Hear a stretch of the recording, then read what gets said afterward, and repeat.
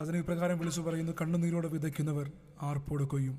നമുക്ക് അവസാനമായ ഒരു ഗാനം ചേർന്ന് പാടി ദൈവത്തെ മഹത്വപ്പെടുത്താം. അതിനു മുമ്പായി എൻ്റെ ഒരു വലിയ സാക്ഷ്യം ഞാൻ നിങ്ങളോട് പറയുവാൻ ആഗ്രഹിക്കുന്നു. എൻ്റെ പേര് ലിറ്റോ ജോസഫ്. എൻ്റെ സ്വദേശം ചെന്നിത്തലയാണ്, മാവേലിക്കര. ഞങ്ങളിപ്പോൾ ജോലിയുള്ള ബന്ധത്തിൽ കുവൈറ്റിൽ ഇവിടെ ആയിരിക്കുന്നു. അതിനോടൊപ്പം കർത്താവിൻ്റെ വേല ചെയ്യുന്നു. ഞങ്ങളുടെ ജീവിതം ഇടയ്ക്കുകയാണെങ്കിൽ എൻ്റെ പിതാവിനെയും മാതാവിനെയും ദൈവത്തെ അറിഞ്ഞതിൻ്റെ പേരിൽ ഒരുപാട് നിന്ദകൾ ഞങ്ങൾ കേട്ടു, ഞങ്ങൾ അനുഭവിച്ചു. ഒന്നുമില്ലായ്മയിൽ നിന്നും കർത്താവ് ഞങ്ങളെ ഉയർത്തി. ആർക്ക് താമസിക്കുവാൻ കഴിയാത്ത 2 മുറികളിൽ എൻ്റെ പിതാവും മാതാവും താമസം തുടങ്ങി. അന്നും പ്രാർത്ഥിക്കുന്നതിനൊരു കുറവും വരുത്തിയിട്ടില്ല. സമ്പത്തിന് കുറവുണ്ടായിരുന്നു, ഭവനത്തിന് കുറവുണ്ടായിരുന്നു, ആഹാരത്തിന് കുറവുണ്ടായിരുന്നു, എന്നാൽ പ്രാർത്ഥനയ്ക്കൊരു കുറവുമില്ലായിരുന്നു. എന്നെ കേൾക്കുന്ന ദൈവമക്കളെ, ഞങ്ങൾ 2 കുഞ്ഞുങ്ങളെയും നല്ലപോലെ മാതാപിതാക്കൾ വളർത്തി. എന്നാൽ ഇല്ലായ്മകളിലും രാത്രി യാമങ്ങളിൽ എൻ്റെ പിതാവും മാതാവും വന്നിരുന്ന് ഞങ്ങളെ അടുത്തിരുത്തി ഞങ്ങളോട് പ്രാർത്ഥിക്കുവാൻ പഠിപ്പിച്ചു.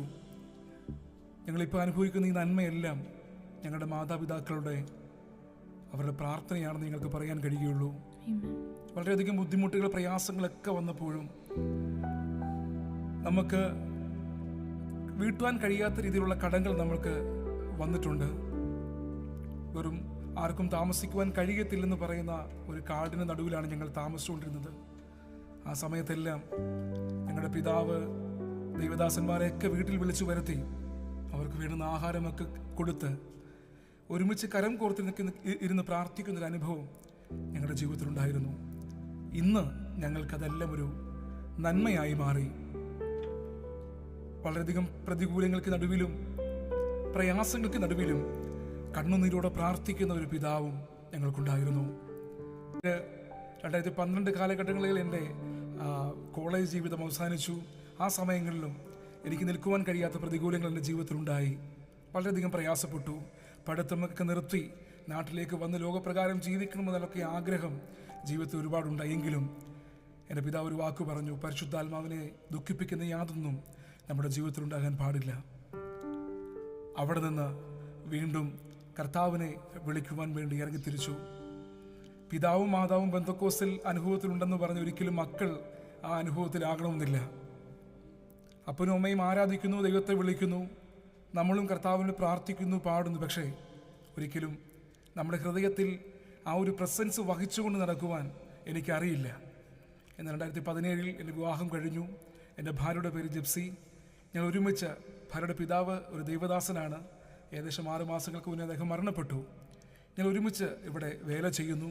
2017 മുതലാണ് ഞാൻ ഈ ഗാനങ്ങൾ ലൈവായി പാടുവാനും വേദികളിൽ പാടുവാനും തുടങ്ങിയത്.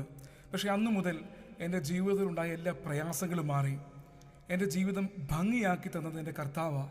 നമ്മുടെ തലമുറയൊക്കെ വഴിവിട്ടു പോകുമ്പോൾ എല്ലാ മാതാപിതാക്കളും നിങ്ങളുടെ തലമുറയോട് പറയണം, മക്കളെ, ദൈവത്തിനെ വിളിക്കുവാനൊരു സമയം കിട്ടിയാൽ അത് വിദ്യാഭ്യാസം ദൈവം തന്നതുകൊണ്ടല്ല, നമുക്ക് അർഹത തന്നതുകൊണ്ട് കർത്താവിനെ സ്തുതിച്ചാൽ ദൈവം വലിയൊരു മാറ്റം നിങ്ങളുടെ ജീവിതത്തിൽ വരുവാനിടയാകും.